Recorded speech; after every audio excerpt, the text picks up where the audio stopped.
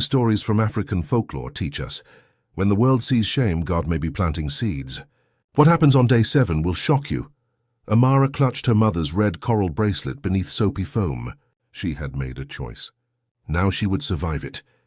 2 weeks earlier, Amara knelt on hospital tiles.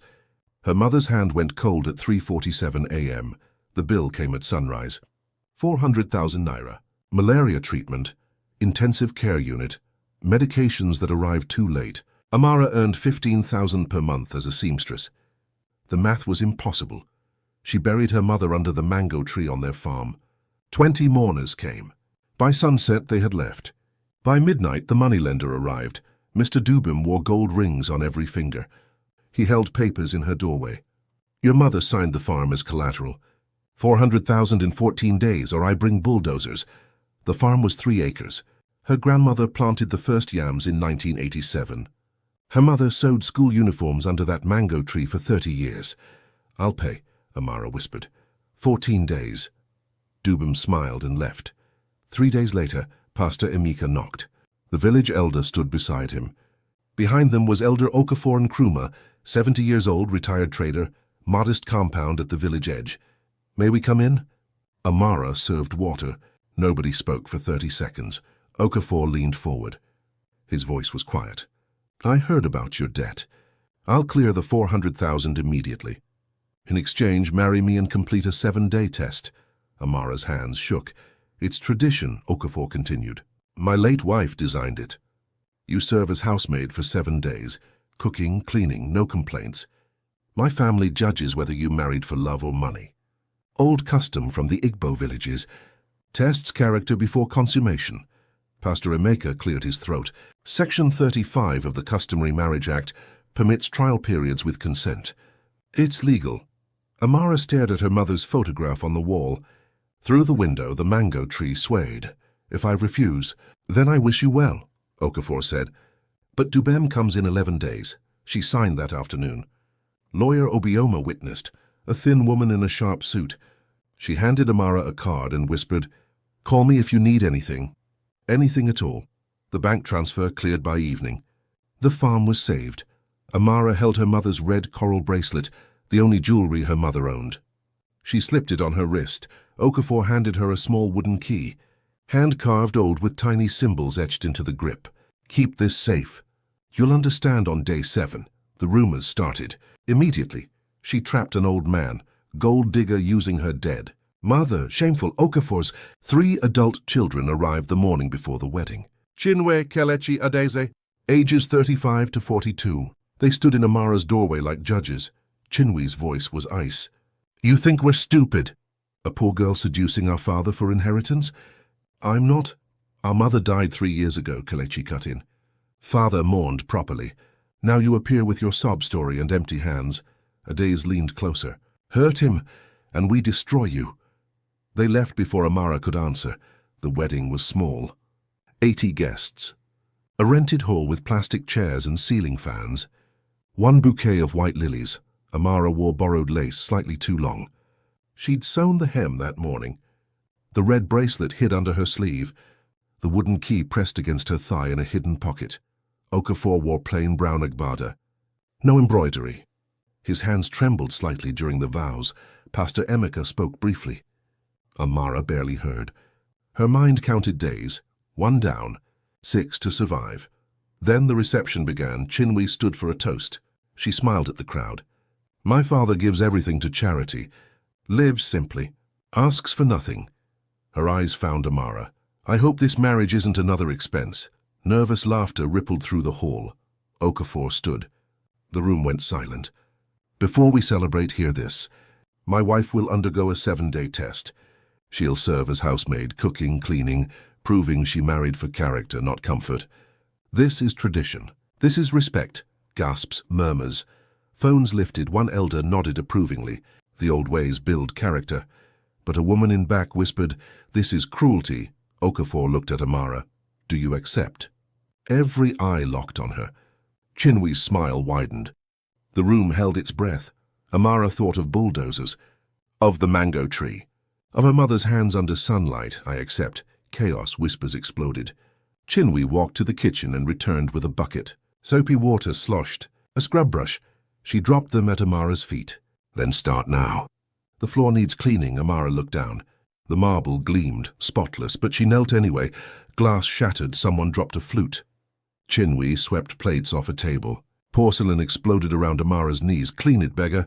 The crowd watched. Some turned away. Some filmed. Nobody intervened. Amara scrubbed. Her wedding dress soaked through. Soap stung her palms. The bracelet stayed hidden. The wooden key dug into her thigh. Day 1. These are the real-life stories that test the human spirit. African stories don't always start with hope. Sometimes they begin on your knees. But touching stories teach patience. This one was just beginning, knocking at 4:00 a.m. Amara woke on a thin mattress. The guest room had one bulb, one blanket, walls that echoed Chinwee's voice through the door. Breakfast. 8 people. 1 hour. The kitchen was huge. Stainless steel everywhere. 6-burner gas stove. Amara had cooked on kerosene her whole life. She stared at the controls, trying to understand them, then began working. Yam porridge. Fried plantains, eggs, tea. She burned the first plantains. Her hands shook. She'd slept 90 minutes. At 5:15 a.m. she carried trays to the dining room. Okafor sat at the head. His 3 children and 4 cousins filled the other seats. Nobody greeted her. Chinwe tasted the porridge. Made a face. Too much salt. Make it again, but again. Amara returned to the kitchen. She made a second pot, adjusting the seasoning carefully. By the time she served it, they'd finished everything else. They scrolled phones, ignoring her completely. Chinwe tasted the new porridge. Better. Now clean the dishes. Then mop all 12 rooms. Scrub the bathroom tiles with this. She handed Amara a toothbrush. Kelechi laughed. Builds character. Amara took the toothbrush. The tiles were already spotless. She scrubbed anyway. Her knees burned. The red bracelet stayed on her wrist. She touched it between tasks. It reminded her why she was here. At noon, Okafor passed her in the hallway. He didn't speak. Didn't look. He entered a door at the corridor's end. Heavy wooden door with 3 locks. A plaque read Eastern Wing, private. Amara had tried that door earlier that morning. Locked tight. She returned to mopping. Day 3 began the same way. 4 a.m. knock. Breakfast for 8. But the cousins left after the meal. Only Okafor's children remained. Chinwee's chores multiplied. Tiles aren't shining. Scrub them again. These shirts have wrinkles. Re-iron all of them. Garden needs weeding by hand. No gloves. Amara's fingers bled by afternoon. She wrapped them in cloth torn from an old rag. At the market that afternoon, buying vegetables for dinner, villagers whispered loudly enough for her to hear. She's suffering already. Should have married someone her own age. Pride comes before the fall. She wanted money, now she's paying the price. Amara bought tomatoes and onions in silence. Walking home, she noticed something odd. A courier truck parked at Okafor's compound. The logo read, International Express Shipping. The driver unloaded wooden crates marked London and New York in bold letters. Strange for a retired modest trader. That evening, she overheard Okafor on the phone in his study. The door was cracked slightly open. Yes, send me the quarterly report by email. The board meeting is scheduled for next month. I need those numbers finalized. His voice was crisp, authoritative, businesslike, not the humble elder from church who spoke softly about God's provision. She kept walking before he noticed her standing. There Day 4 arrived with infected hands. The blisters had turned to pus overnight. By noon she couldn't grip the mop handle. Every touch sent pain shooting up her arms. Chinwe saw her struggling. Weak already? Hades, the quietest sibling, frowned. Let her see a doctor. Infection spreads fast. It could get serious. Chinwe sighed dramatically. Fine. Dr. Enkem's clinic is 20 minutes away. Walk there yourself. We're not driving you. The clinic was a small building with peeling blue paint. Dr. Enkem was a woman in her 40s, grey streaks in her hair, gentle hands that moved with practiced precision. She cleaned Amara's wounds in silence. Antiseptic stung. Then she saw the red coral bracelet on Amara's wrist. Dr. Enkem froze. Where did you get that bracelet? My mother. It was hers. Why do you ask? Your mother's name? Adaora. Dr. Nkem's face softened with recognition and grief. Adaora was my friend. My dear friend, I treated you when you were a baby. Fevers, cuts, infections, everything. She wrapped gauze carefully around Amara's palms. Your mother visited me about a month before she died. She was worried. Afraid even. She said to me, if Okafor ever enters Amara's life, watch over her closely. He's not what he seems. Amara's heart raced. What did she mean by that? She wouldn't explain fully, but she was genuinely afraid. Dr. Encombe handed her a tube of antiseptic cream. Listen to me carefully, Amara. Okafor's modest life is complete theater. I've seen things over the years. International mail deliveries, expensive cars that visit late at night. Workers and business people who address him as chairman. Watch him very closely. Amara walked home slowly. Her mind spun with questions. Chairman? Chairman of what? That night, after everyone had gone to bed, she explored quietly. Okafor was locked away in the eastern wing as usual. Chinwe and her siblings were in town at some social gathering. Mamangozi, the elderly housekeeper, was asleep in her quarters. Amara tried doors carefully. Most open to normal rooms, bedrooms, storage closets, a dusty library that looked unused. But the library had something very strange. First edition books, leather-bound volumes with gilt edges. Spines labeled, Achebe Soyinka, signed 1967. She pulled one out carefully. An inscription inside the cover read, To Okafor Nkrumah, patron of African stories and culture. With deep gratitude, Chinua Achebe. Her breath caught. Patrons were wealthy benefactors. These books were worth small fortunes at auction. She kept searching, heart pounding. In a desk drawer, she found a manila folder. Inside, glossy photographs. Okafor in an expensive tuxedo standing beside men in business suits.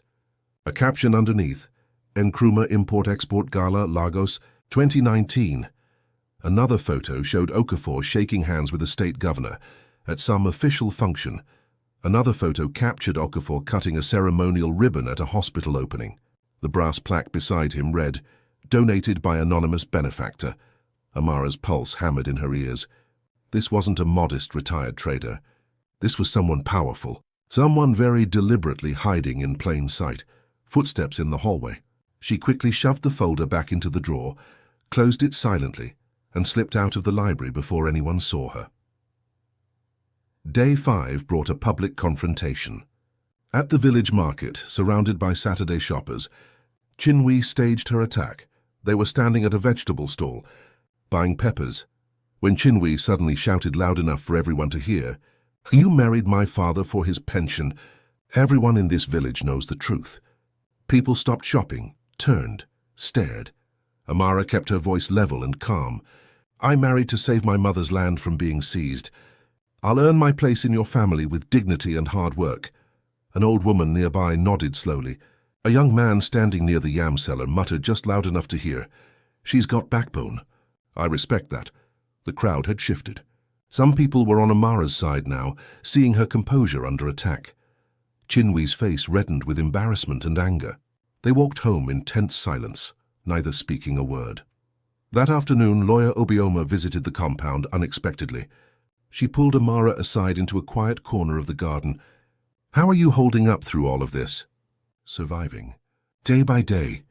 Obioma lowered her voice to barely a whisper. Your mother told me certain things before she died. Important things about Okafor. I can't say more right now. Attorney-client privilege, even posthumously. But when the 7 days end, come see me at my office immediately. There are legal documents you absolutely need to know about. What kind of documents? Day 8, my office. 10 a.m. Don't quit this test before then, no matter how hard it gets. She left quickly, glancing back once with a meaningful look. Day 6 brought a hardening of resolve. Amara's hands were healing under the gauze. Her spirit was battered but unbroken. She cooked breakfast without being told, cleaned without complaint, served without bitterness. Okafor still wouldn't speak to her directly. He moved through the compound like a ghost, always disappearing behind locked doors, especially that eastern wing. That evening, alone in her small room, she held the wooden key under the lamplight. Examined it closely. The symbols carved into it weren't just decorations. They were words. Tiny letters etched with incredible precision. Eastern Wing, midnight day 7. Her mother had somehow touched this key. Dr. Encombe had warned her explicitly. Lawyer Obioma had hinted at legal secrets. The photographs in the library showed immense wealth carefully hidden. The international shipments, the leather-bound books worth fortunes, the mysterious title Chairman. Tomorrow at midnight she would finally have answers. These real-life stories weren't accidents or coincidences. Her mother had somehow prepared her for exactly this moment. African folklore had always taught that tests revealed hidden truth. Touching stories about resilience always reached a crucial turning point. She prayed quietly, whispering into the darkness. If this suffering has divine purpose, give me strength to see it through to the end. Then she lay down on the thin mattress. Day 7 was coming with the sunrise. The wooden key felt warm against her chest, tucked safely on its cord. Whatever secret waited behind that locked door would change everything forever. Day 7. Amara woke before Chinwee's knock came. She'd barely slept, mind racing with possibilities. The wooden key hung warm against her skin. At exactly 4:00 am, Chinwee's voice came through the door right on schedule. Final day. Make it count. Amara cooked breakfast for 12 people. Okafor had invited more extended family members, aunts, uncles, distant cousins who'd driven in from neighboring villages. They filled the dining room to capacity. Everyone was here to witness the final judgment that evening. She served silently, efficiently. 6 brutal days had trained her body to endure exhaustion. Okafor finally looked directly at her. First time all week their eyes had met. His expression was unreadable. Tonight at 8:00 p.m. we gather in the main hall. You'll stand before all these witnesses. My children will present their formal assessment of your performance. Then I'll render my final judgment on whether you pass or fail this test. I understand completely. Do you truly? His voice was soft, almost sad. Most women don't make it this far. You're the first in 3 years to reach day 7. He stood slowly and left the room. The eastern wing door closed behind him with finality. 3 heavy locks clicked into place one after another. Chinwee cornered Amara in the kitchen while she washed the breakfast dishes. You think you've won this test? You haven't, not yet. I've been documenting everything meticulously. Every single complaint, every moment of weakness or hesitation. Amara kept washing dishes methodically. I haven't complained even once in 7 days. You've been slow, inefficient, ungrateful for this opportunity. Then present all that evidence tonight at the judgment. Chinwee's jaw tightened with frustration. She walked away without another word. Kelechi appeared next, leaning against the doorframe. His tone was gentler than his sister's. Why are you really doing this? You could have walked away on day 1. The contract gave you that option. Why stay and endure this humiliation? Amara dried a plate carefully. Because I made a promise before God and witnesses. And because I genuinely want to understand something. Understand what exactly? Your father. Who he really is beneath the surface. Kelechi studied her face for a long moment. You're different from the other women who attempted this test. They all quit crying and cursing us. You haven't shed a single tear that I've seen. He paused thoughtfully. I almost hope you pass tonight. He left her alone with her thoughts. Amara finished all her assigned chores by noon. The entire compound was spotless. Every room cleaned. Every dish washed and put away. Every surface gleaming under the afternoon sun. She had 6 hours until the judgment gathering, and 12 hours until midnight, when the wooden key would finally unlock its secret.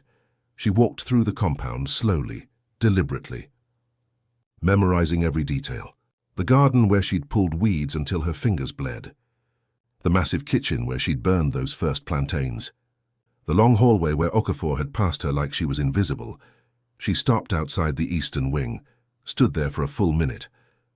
The door was solid mahogany, expensive craftsmanship. The locks were modern, electronic keypads installed beneath traditional deadbolts. She touched the wooden key hanging around her neck. Midnight. Just 12 more hours.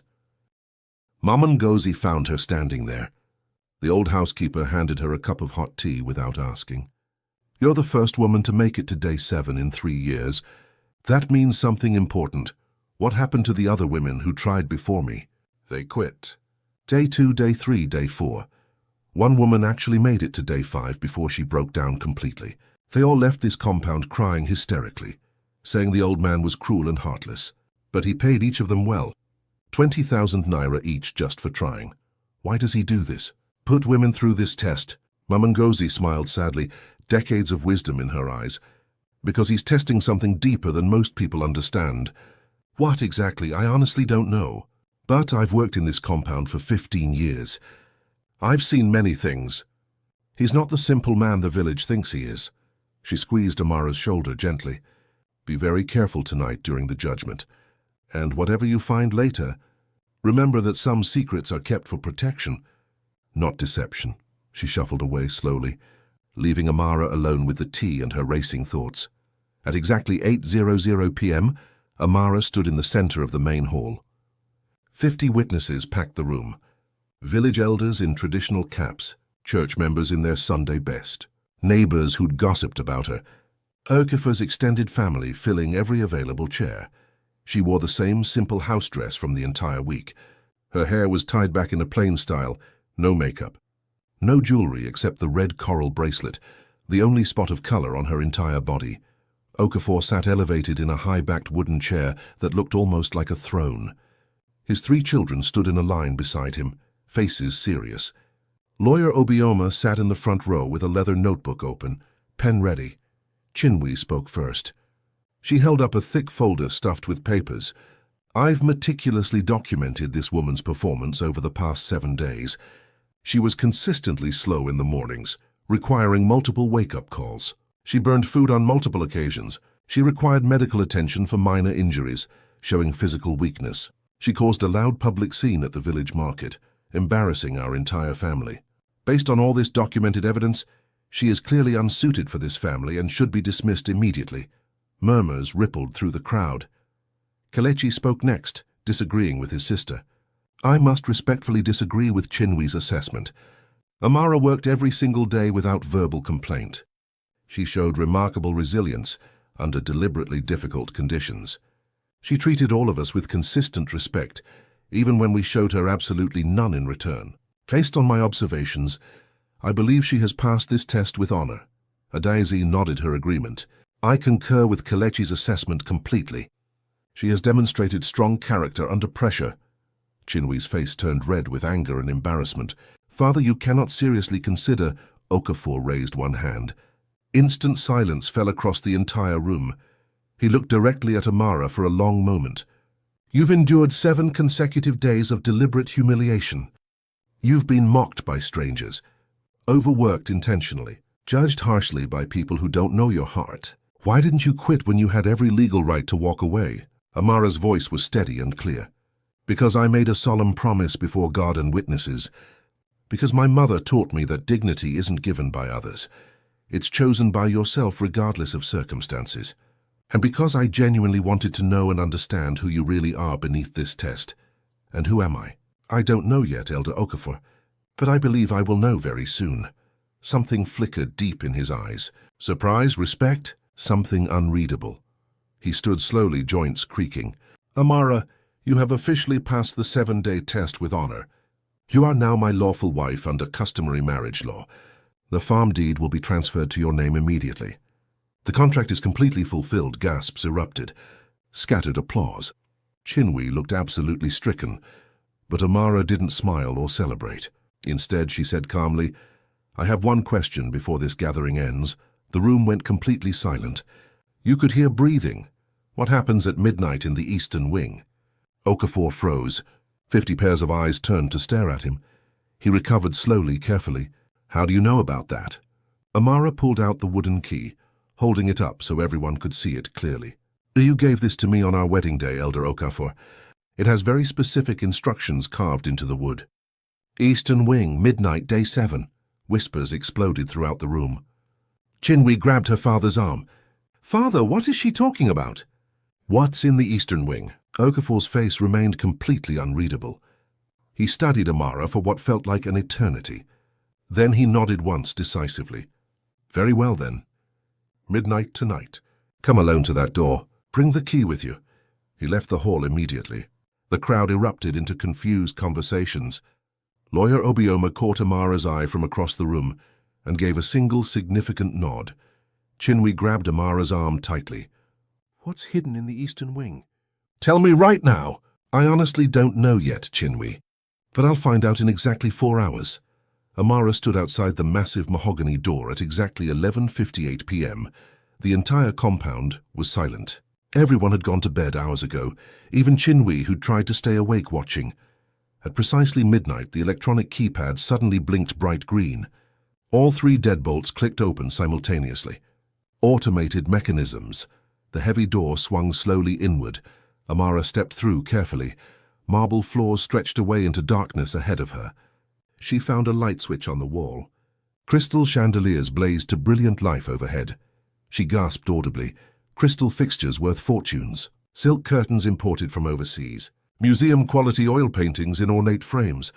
Furniture carved from rare African blackwood. Floor-to-ceiling shelves filled with leather books, international awards, brass plaques. This wasn't a modest home addition. This was a billionaire's private mansion hidden inside a compound. She walked deeper, heart pounding. Room after room revealed carefully hidden wealth. A massive study dominated by a hand-carved mahogany desk, industrial filing cabinets, multiple wall safes, computer monitors displaying live stock market tickers, and financial charts from international exchanges. On the desk sat a leather-bound ledger, embossed with gold lettering, and Kruma Import-Export Holdings. Annual Report 2024. She opened it with trembling hands. Numbers swam before her eyes. Gross revenue, 12.3 billion naira. Net assets, 4.2 billion naira. Subsidiaries, 12 separate companies operating across Lagos, Port Harcourt, Abuja, London, and New York, 4 billion naira. Her hands physically shook. Not modest. Not even remotely close. She turned pages frantically. Found a section titled Charitable Contributions, Anonymous Donations spanning 2020 through 2024, 847 million naira total. Hospitals funded. 4 schools completely rebuilt. 8 orphanages established. 3 full scholarships awarded. Over 200 students. The mysterious anonymous donor everyone talked about. It was him, all of it. Every single naira photographs filled a desk drawer. Okafor wearing designer tuxedos, standing confidently beside state governors, CEOs, international diplomats, cutting ceremonial ribbons at grand hospital openings, receiving prestigious awards engraved Philanthropist of the Year 2022. Another folder was labeled simply Previous Engagements. She opened it with dread. 3 separate files inside. Ngozi Okeke, engaged 20. 21. Quit day 2 exit payment 20,000. Naira. Chiamaka Eze, engaged 2022. Quit day 3. Exit. Payment 20,000 naira. Blessing. Okonkwo engaged 2023. Quit day 5. Exit. Payment 20,000 naira. Handwritten. Notes beneath each file. Could not endure perceived poverty conditions. Complained constantly about inadequate accommodations, poor food quality, lack of material amenities. Each sought material comfort over character development. Amara's breath caught painfully in her chest. The test wasn't really about humiliation for its own sake. It was about revelation, truth. He was deliberately hiding billions to find someone authentic. Someone who would stay and show grace when life looked impossibly hard. She found another legal document. Say formal last will and testament. Last will and testament of Okafor Chukwuma Nkrumah. To my beloved children Chinwe, Kelechi, and Adais, you each inherit 500 million naira outright. To my wife, contingent upon successful completion of the 7-day character test with demonstrable grace. Co-trustee position of the Nkrumah Foundation containing a 2 billion naira endowment, managing director of all charitable operations, and co-beneficiary of all remaining assets. Specific condition: she must demonstrate authentic character, resilience under pressure, and genuine love. Not love of wealth or status, but love of principle and integrity. Tears blurred her vision completely. He'd been hurt before, betrayed, used by women who smiled sweetly until they saw his poverty, then vanished like smoke. In an illuminated glass display case, she found something that made her heart stop completely. Her mother's red coral bracelet, the original. The one currently on her wrist was a carefully made replica. Beside the original bracelet sat a faded photograph. Her mother, maybe 25 years old, vibrantly alive, wearing that exact bracelet, standing in front of a small shop, Handwritten caption underneath, Adaora's estate sale 2003. A small note card beside everything. Purchased entire estate contents to preserve this specific bracelet. Original held in trust for her daughter. To be given upon successful completion of character test, Amara sank into a leather chair, overwhelmed. Okafor had bought her mother's belongings at an estate sale 22 years ago. He'd kept the bracelet safe for over 2 decades, waiting, planning. He'd known about her existence all along. One final sealed envelope sat on the desk. Addressed in fountain pen, to Amara upon discovery. She opened it with shaking hands. Dear Amara, if you're reading these words, you've successfully made it to day 7 midnight. You've endured what 3 other women could not. I owe you a complete and honest explanation. Your mother and I met 30 years ago when I was much younger. I was her employer, a young ambitious trader building an import business from nothing. She worked as my administrative clerk. I genuinely loved her deeply. I asked her to marry me. She refused my proposal. She told me I was too singularly focused on ambition and wealth accumulation. She wanted a simple life focused on faith and family. I was heartbroken, but respected her choice completely. She left the company. Years later, I heard through mutual acquaintances that she'd married another man briefly and had a daughter. You. When she died, I attended her funeral from a distance, standing in the back. I saw you standing beside her grave. You looked exactly like her. I bought her estate items to preserve her memory, including the bracelet.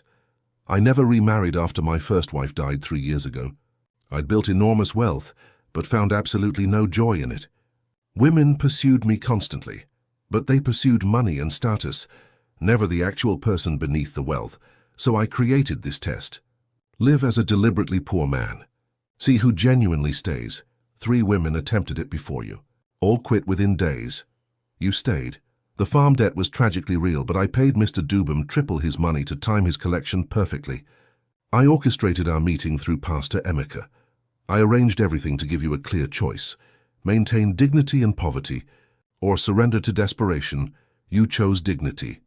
If you're angry at this manipulation, I completely understand. But it was also truth.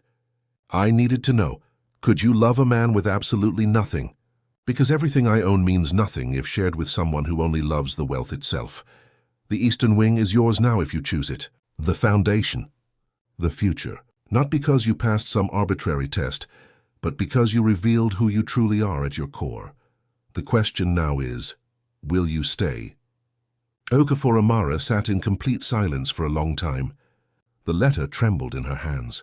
He'd orchestrated everything. The debt timing, the proposal, the brutal test, even her suffering.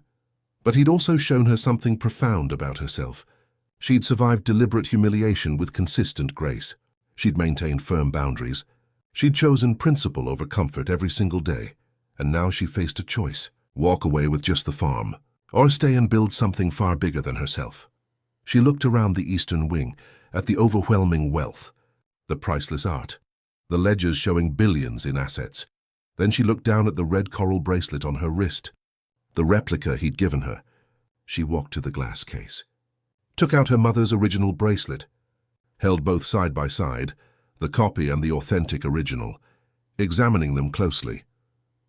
Her mother had refused wealth for principle 3 decades ago. Amara had endured poverty for that same principle today. Maybe that was the real inheritance. Not money, character. She carefully put both bracelets on her wrists together, walked to the door. The compound was dark and quiet beyond. Tomorrow would inevitably bring difficult questions, confrontations, life-altering decisions. But tonight, she'd learned the complete truth.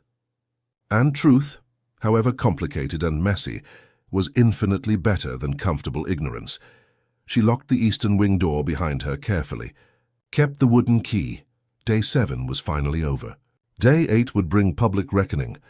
By 3:00 p.m., the village square was completely packed. 300 people minimum.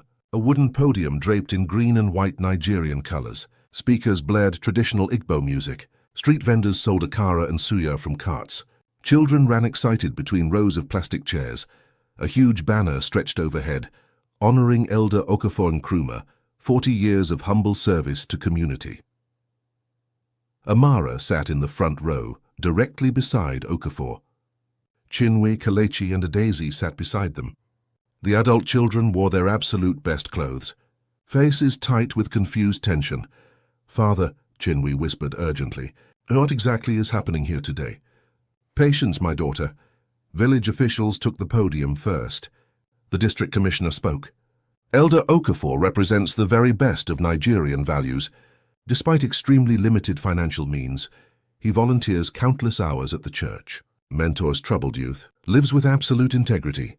Today we publicly honor his exemplary humility." Enthusiastic applause. The commissioner held up an engraved brass plaque. "We proudly present this Lifetime Community Service Award to a man who proves that real wealth isn't money. It's character." More applause. Camera flashes from local press. Okafor stood very slowly, walked to the podium with measured steps. The massive crowd gradually quieted. He didn't take the plaque from the commissioner's hands. "Thank you sincerely," he said quietly, "but I cannot accept this award." Confused murmurs rippled through 300 people. "This award specifically honors my humility, my limited financial means. But that foundation is completely false." He paused deliberately. "I've lied by omission for 30 consecutive years. I'm not humble. I'm not poor.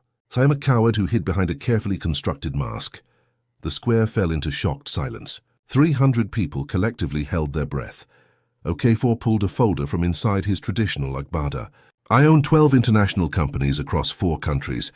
My verified net worth is 4.2 billion naira. I've lived modestly not from financial necessity, but from deep psychological fear." Gasps erupted like explosions. The commissioner's mouth literally fell open. Chinwe jumped to her feet. "Father, what are you—" "Sit down, Chinwe, now." She sat immediately. Okafor continued addressing the stunned crowd. "I deliberately hid my wealth to test people's character, to see who would love me for myself. 3 different women tried to marry me over the past 3 years. All quit when life looked hard. Then I met Amara." He gestured toward her. Every single eye turned. "She married me specifically to save her mother's farm, 400,000 naira debt. I offered to clear it completely in exchange for a 7-day character test. She would serve as a housemaid, while my family judged her publicly. Most of you heard about this arrangement. Many of you openly mocked her in the streets." Faces throughout the crowd turned red with shame. The woman from the market looked down at her feet. She endured 7 consecutive days of deliberate humiliation. She scrubbed floors at her own wedding reception. My daughter threw porcelain plates at her feet. You laughed. You called her a gold digger. You judged her survival instinct as greed. Heavy silence. Shame hung like humidity. But she passed with honor. She maintained grace when the entire world was cruel. And last night at midnight, I showed her the complete truth. The eastern wing of my compound contains everything I've hidden for decades. The wealth, the companies, the foundation. He pulled out another document. Held it high for everyone to see. This is my legal will. My children inherit 500 million naira each. The remaining 2 billion naira goes to the Nkrumah Foundation. Amara will co-manage it with me. She'll decide which hospitals get funded, which schools get rebuilt, which orphans get scholarships. The crowd absolutely exploded. Shouts, questions, camera flashes like lightning. Chinwe stood again. Her voice cracked with emotion. "You're giving her 2 billion? I'm giving the community 2 billion naira. She'll steward it wisely. But we're your biological children, and you'll inherit very handsomely. But you didn't stay when you thought I was poor. You stopped visiting when I couldn't help you financially." Amara stayed on her knees scrubbing floors. Kelechi stood slowly. "Father, that's not fair. We didn't know the truth." "Exactly correct." Okafor's voice cut through sharply. "You didn't know. So you showed me your authentic selves. When I needed help, where were you? When I was too poor for your lifestyle, where were you?" Adaeze covered her face with both hands, crying openly. The crowd watched absolutely riveted. This wasn't a ceremony anymore. It was a public trial. An elderly village elder in traditional cap stood in the back. "Okafor, why tell us this now? Why today?" "Because I'm tired of hiding. Because these real-life stories about wealth and character desperately need to be told. Because African folklore has always taught that truth, however painful, heals better than comfortable lies." He turned to Amara. extended his weathered hand. "Stand with me," she stood. Walked to the podium. 300 faces stared with intense focus. Okafor spoke directly to the crowd. "Many of you personally insulted this young woman, called her terrible names, judged her survival choices harshly. I'm asking you now, would you have done differently? If your mother's land faced bulldozers, if debt collectors were coming, would you have refused my offer?" Total silence. She made an impossibly hard choice. She honored it with remarkable dignity. And now she'll help me serve this community in ways I couldn't accomplish alone. So before you judge her, judge yourselves first. A woman stood, the same one from the market. "I mocked you, daughter. Said cruel things. I was completely wrong. Please forgive me." Amara's voice carried clearly. "I forgive you." Another villager stood. Then another. One by one, dozens of villagers stood to apologize publicly. Some cried, some bowed. The square transformed from judgment to corporate repentance. Pastor Emeka took the microphone. "Elder Okafor has secretly funded our village clinic for 10 straight years. Anonymous donations totaling 847 million naira. He's the reason our children survived malaria, the reason our school has solid roofs, the reason our roads were finally fixed." Murmurs turned to gasps of recognition. Dr. Nkem stood. "He paid for medical supplies when we had absolutely nothing. Saved dozens of lives. Never took credit once." The commissioner looked absolutely stunned. "You're the anonymous donor? All these years?" "Yes, and now I'm trusting Amara to continue that work with wisdom I don't possess. She knows what it means to suffer, to choose between dignity and survival. That makes her the perfect steward." He lifted the original red coral bracelet, placing it carefully on the podium. "This belonged to her mother. I preserved it for 22 years. Today I give it back publicly. It represents something bigger than wealth, heritage, resilience, love that survives death itself." Amara took the bracelet, held it to catch the afternoon light. The crowd saw both bracelets now, the copy and the original together on her wrists. Okafor spoke once more. "Touching stories aren't always comfortable. African stories teach through fire. Life stories test us in public and private. Today I've been tested. My children have been tested. This entire village has been tested. And we've all been found wanting in some way." He looked at Chinwe with fatherly love. "But we can rebuild if we choose truth over comfort." Chinwe stood slowly, walked to the podium on shaking legs, took the microphone. Her hands trembled visibly. "I was deliberately cruel to Amara. I thought she was using my father. I thought I was protecting him. But I was protecting my inheritance." Her voice broke completely. "I'm sorry. I was deliberately cruel to Amara. I thought she was using my father. I thought I was protecting him. But I was protecting my inheritance." Her voice broke completely. "I'm sorry, Father. I'm so deeply sorry, Amara. I failed this test miserably. I'll spend the rest of my life making it right." Kelechi stood, joined his sister at the podium. "So will I. I was judgmental, prideful. I'm sorry." Adaize followed them. "And I please forgive us." The 3 siblings faced Amara together. They bowed deeply. The crowd erupted in thunderous applause and cheers. Amara stepped forward. Her voice carried across the square. "I'm not your judge. I'm your sister now. Let's build something meaningful together." The square absolutely exploded. Cheers, tears streaming down faces. Camera flashes like continuous lightning. The ceremony had transformed into something else entirely, a public reckoning that led directly to redemption. Okafor took Amara's hand, raised it high above their heads. "This is my wife, my partner, the future of everything I've built over 40 years. Treat her exactly as you would treat me." The crowd chanted her name rhythmically. "Amara! Amara! Amara!" She stood beside the 70-year-old man who'd tested her brutally, who'd finally revealed himself completely, who'd chosen uncomfortable truth over comfortable lies. And in that precise moment, on that wooden podium, in front of 300 witnesses under the afternoon sun, something fragile and uncertain became solid and real.